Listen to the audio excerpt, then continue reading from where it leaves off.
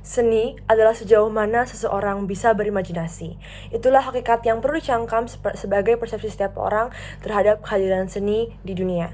Selamat pagi Dewan Juri yang terhormat. Pada perdebatan pagi hari ini terdapat dua setup yang akan saya bawakan, yakni pertama, bagaimana kelemahan seni zaman sekarang yang lebih mengedepankan isu sosial dibandingkan estetika dan juga nilai hiburan. Yang kedua, mengapa akan lebih menguntungkan apabila sastrawan dan seniman menciptakan seni dengan mengutamakan estetika dan nilai hiburan. Masuk ke dalam status quo saya. Seni modern kini sudah berbeda dengan seni-seni di zaman dahulu. Zaman dahulu seperti yang kita ketahui terdapat lukisan-lukisan terkenal seperti Mona Lisa, The Starry Night, ataupun bahkan seni-seni lainnya seperti seni-seni teater, seni musik yang begitu indah yang masih bisa kita nikmati sampai sekarang. Namun lihat kenyataan seni zaman sekarang. Seni zaman sekarang begitu kontemporer dan begitu fast fashion atau yang kita ketahui muncul sesaat, tenar sesaat, namun hilang begitu saja. Itulah kenyataan yang terjadi pada seni-seni yang bertebaran di zaman sekarang. Sekarang, sebuah lukisan dengan satu coretan saja sudah bisa dianggap seni dan dijual dengan nilai yang tinggi. Apa yang terjadi dengan hakikat seni sesungguhnya yang tidak hanya indah namun juga bisa mengugah jiwa dan raga?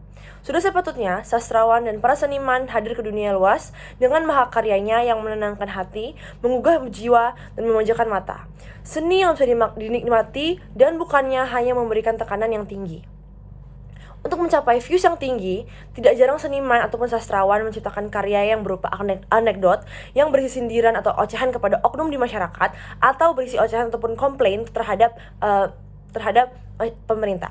Hal ini mungkin unggul di tim pro Dewan Juri seperti A, menggugah di mana para seniman dan sastrawan zaman sekarang ingin menggugah kesadaran masyarakat terhadap isu sosial yang beredar melalui cara yang istimewa. Ataupun B, para sastrawan ataupun seniman ingin menarik perhatian para netizen terhadap karya sang seniman dan juga sehingga membuat para netizen ini mengikuti atau memfollow akun seniman atau sastrawan tersebut, atau bahkan membuat netizen menyukai karya mereka. Namun, kedua poin yang telah saya sebutkan tidak dapat sepenuhnya dijustifikasi Dewan Juri. Mengapa?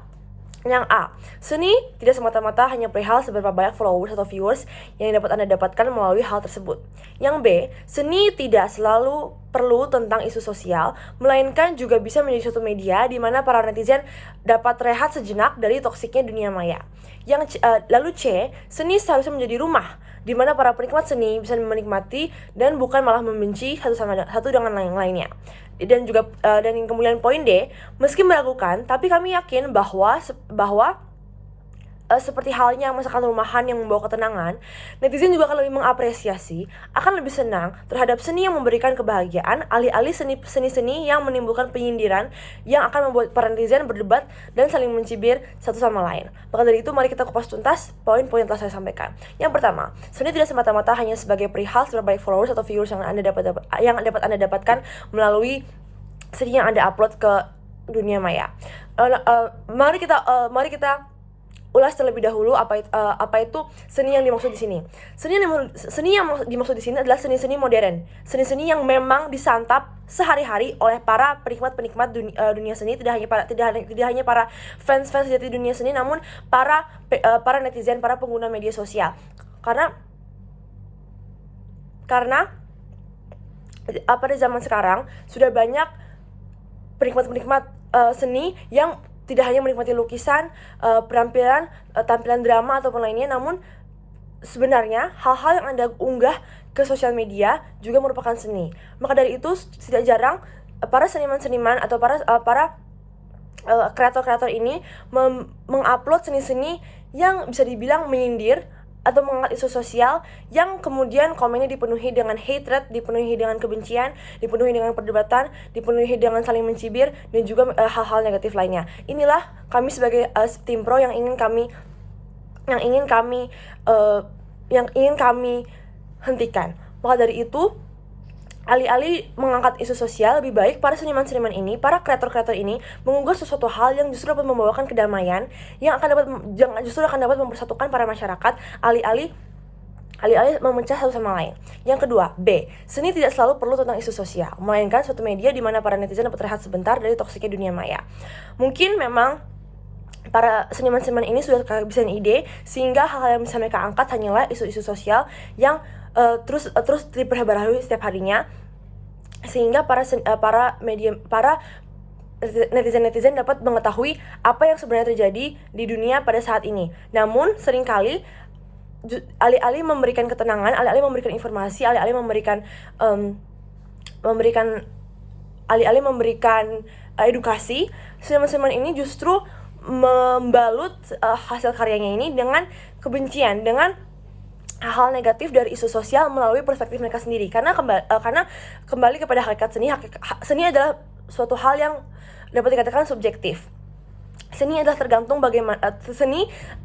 bagaimana kamu memandang seni adalah sesuai dengan perspektif para penikmat masing-masing. Perspektif A mungkin berbeda dengan perspektif B dalam memandang suatu karya seni. Maka dari itu, alih-alih menciptakan sebuah seni, alih-alih terus-menerus menciptakan seni yang mengangkat isu sosial, lebih baik seni-seni ini dibuat dengan tujuan memberikan hiburan ataupun memiliki nilai estetika yang tinggi. Karena mengapa?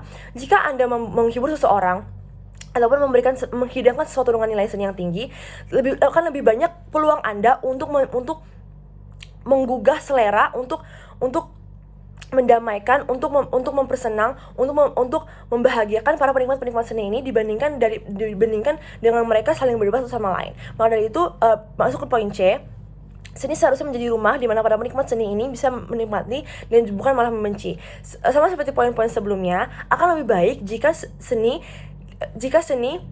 dibalut dengan nilai estetika dan juga hiburan dibandingkan mengangkat isu sosial yang terlalu berlebihan. Karena tidak jarang kita ketemui baik di TikTok, di Instagram, di Twitter, di X ataupun di media-media sosial lainnya, seniman zaman kini lebih menggunakan talentanya untuk mencibir, untuk menyindir atau untuk memperdebatkan suatu isu sosial. Namun di sini kami bukan mengatakan bahwa isu sosial tidak pantas untuk dijadikan sebuah karya seni. Pada hakikatnya memang terdapat pesan-pesan sosial dalam suatu karya seni, namun lebih baik jika karya-karya seni ini dibalut dengan nilai estetika yang tinggi dibandingkan lebih mementingkan isu-isu sosial yang bertebaran. Maka dari itu, bangga menjadi tim pro.